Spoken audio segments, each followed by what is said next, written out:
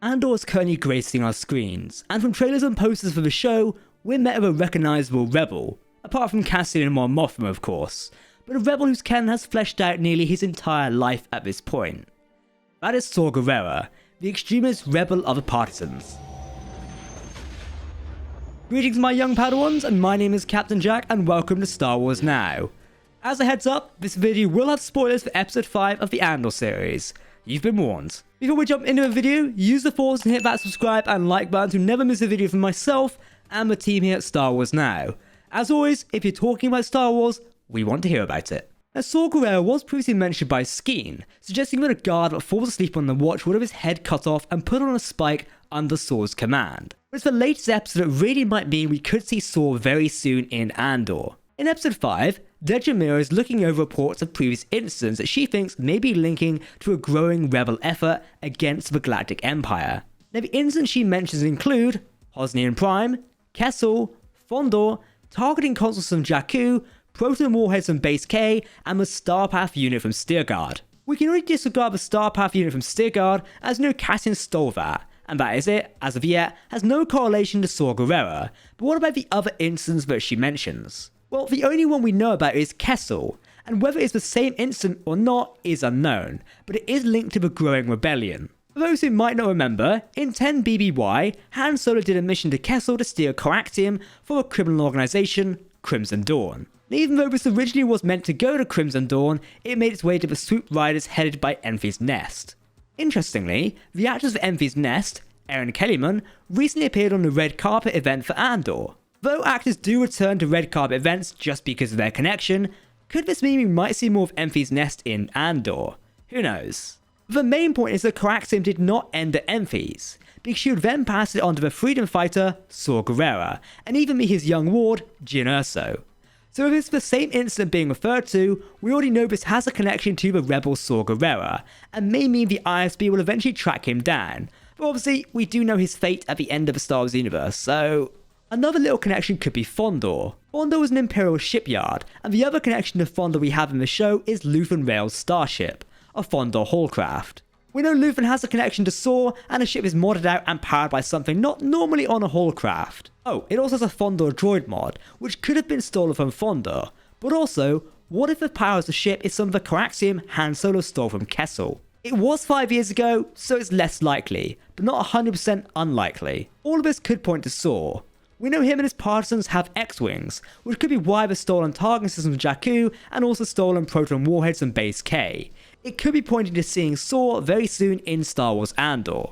But what do we know about Saw Gerrera at this time anyway? Well, a lot actually. Saw Gerrera and his sister Steela were originally leading members of the Onderon resistance against the Separatist occupation of their homeworld. They were trained by Anakin Skywalker, Obi-Wan Kenobi, Ahsoka Tano, and Captain Rex of the Republic to defeat the Separatists, which they initially did. However, in the final days of the Clone Wars, it seems like the Separatists were besieging Onderon, and with the Republic turning into the Empire, I wouldn't be surprised if the Empire then went to occupy Onderon for themselves. Saw would still fight on his homeworld, but the Empire would start hunting him down, even sending Clone Force 99 after him, also known as the Bad Batch.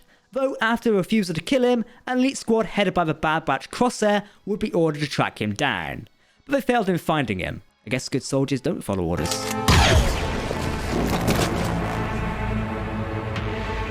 Good soldiers follow orders. We don't even know what the order is. After that, it seems like Saw fled Onderon and continued with his Partisans to fight against the Empire. He helped the Ursas flee the moon of Lamu from a work on the Death Star, and helped their daughter after Lena Ursa was killed and Gayla Ursa was captured. Saw was instrumental in helping free the Wookiees of Imperial servitude on Kashyyyk, along with the Jedi Cal Kestis. Though he was one of the earliest forming rebels, his actions did separate him from the rest. I mean, trying to assassinate Moff Quash Panaka, who was a more sympathetic Imperial, with the assassination failing and even nearly killing Leia Organa. Though the assassination did succeed and Panaka was killed, so not a total failure.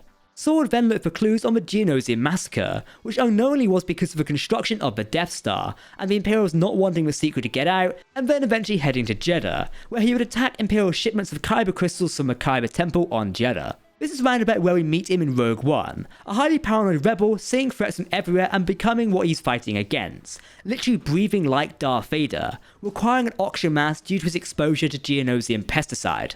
But what about where Andor is currently set in 5 BBY?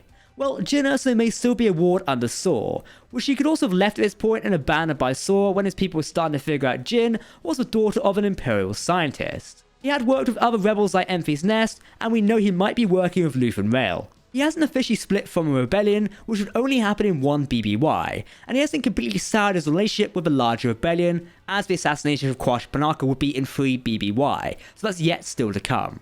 We still have yet to know who Mon Mothma wants to bring into the fold, and it would be very interesting if it turns out to be Saw Gerrera, as there's some great drama in that case. We know it would very much enhance the scenes in Rebels between Saw and Mon Mothma. It would also explain why we see Luthen meeting Saw in the trailers of the Andor series. You are going to lose.